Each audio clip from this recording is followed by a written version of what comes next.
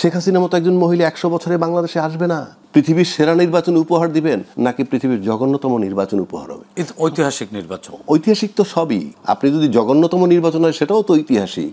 শেখ হাসিনা যে চলে গেলেন যে ঘটনা ঘটাইয়া, বাংলাদেশের 55 বছরের ইতিহাসে ঐতিহাসিক। শেখ হাসিনার মতো একজন মহিলা 100 বছরে বাংলাদেশে আসবে না। পাশাপাশি ইউনূস সাহেবের মতো একটা লোকও 100 বছরে আসবে না। সুতরাং সেই কারণে আমি বলছি যে আপনি এখন আসেন, নির্বাচন নিয়ে আরও কতগুলো ন্যারেটিভ আছে। দায়িত্বশীল দল বলছে অমুক দল দিয়ে প্রশাসন, অমুক দলের ইচ্ছায় প্রশাসন সাজানো হচ্ছে, এবং হাস্যকর কত ব্যাপার, লটারি দিয়েও প্রশাসনের লোক আপনি বন্টন করছেন।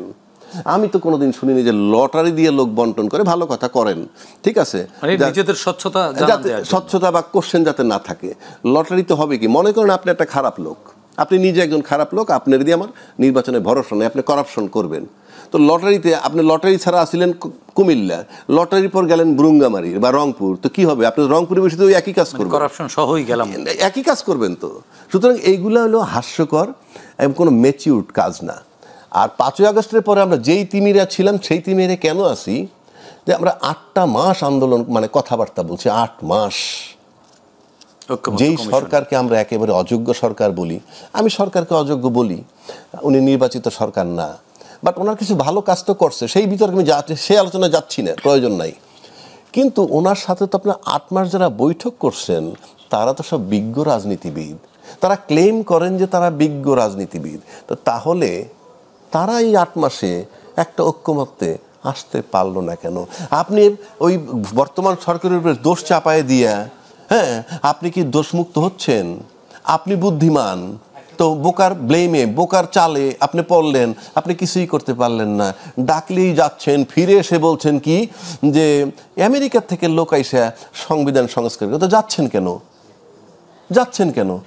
আবার আইসা বলেন তা আপনি তো পারেন নাই সিদ্ধান্ত নিতে।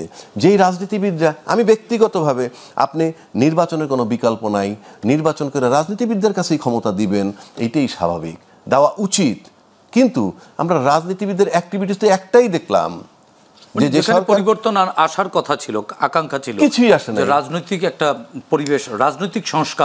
একজন ব্যক্তির সাথে আমরা যদি ওখানে দেখি, ফিজিক্যালি আমরা 2টা ব্যক্তিকে দেখছি কর্মকাণ্ড করছে। একজন হইল আপনার আলী রিয়াজ সাহেব, আরেকজন তো চেয়ার সর্বস্ব, মানে ওখানে উনি কিন্তু কমিশনের প্রধান, ঐক্যমত্য কমিশনের, বাট ওনার ফিজিক্যাল প্রেজেন্স খুব কমই ছিল।